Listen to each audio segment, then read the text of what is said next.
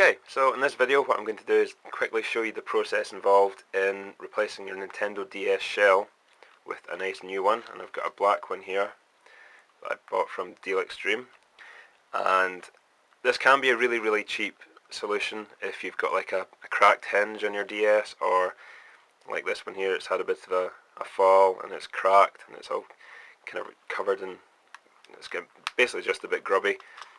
Someone's spilt some juice or something in there, but it can be a really cheap solution. I bought this one on eBay. I think it was about £20, I forget now, but it costs you about £5 to buy a replacement shell. And then you can sell it on eBay for, the last one I think I sold for £60, so you can make a bit of profit on it, but in saying that, it's really not that easy to do.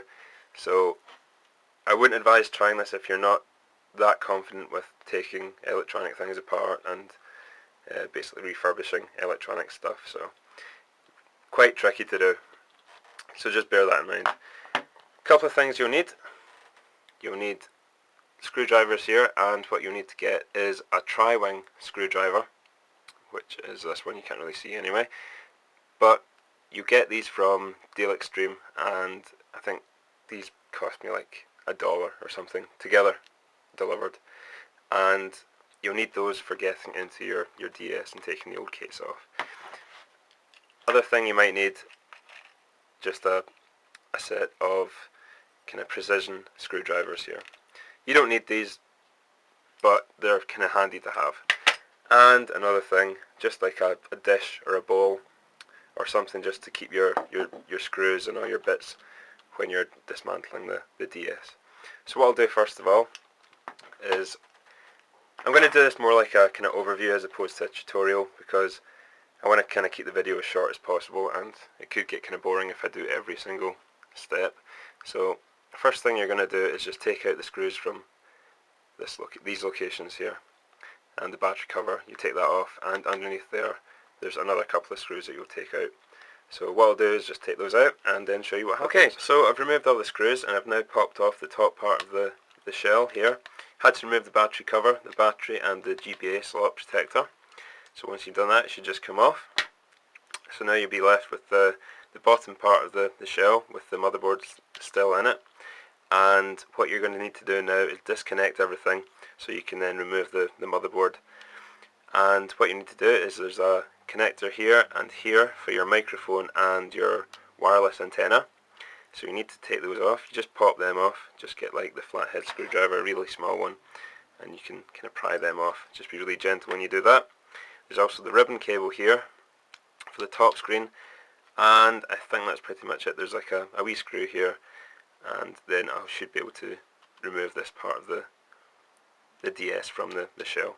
So that's what I'll do next.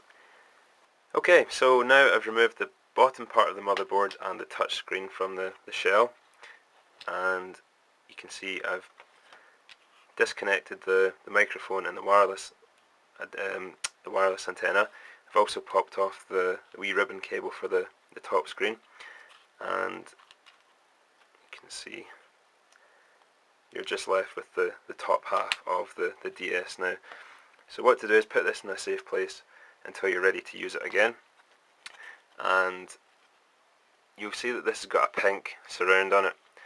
The replacement that you get with this does have a black surround for it, and you'll need to fit that on there, which I'll cover a wee bit later on. But just a kind of a word of advice: if you are going to buy a faulty DS off eBay and you want to replace the shell on it, buy the same colour of replacement shell as the original, because removing this border around the touchscreen is really tricky, and it's quite easy to damage the touchscreen when you're doing it. So another thing to bear in mind if you do want to attempt this is buy the same colour of replacement shell as the original for your DS. So what I'll do now is I'll start to take off the top part of the shell, which will involve removing 4 screw covers from here and basically sliding off this part of the shell. There's 2 screws here as well, which will release the hinge, and I should then be able to gain access to the top part of the DS. so that's what I'll do now. Okay, so now I've removed the backing from the top screen, and you just pop that off. You can now see that that's the top screen there, and the two speakers. You've got the wireless antenna and the microphone here, and the cables that are attached to it. Now this is the ribbon cable for the top screen, so you need to be really careful when you're handling this. It's really fiddly. It needs to be threaded through a really small hole on the bottom part of the casing here. You can see that. I just dropped something on the floor. But yeah, it needs to be threaded through here, through the hinge mechanism, and that's probably one of the hardest things about replacing a DS shell, is making sure that you get the ribbon cable for the top screen threaded through that properly. So what I'm going to do now is remove the top screen and the speakers, and I'll need to get this threaded through here and out so I can then fit it into my nice new black shell.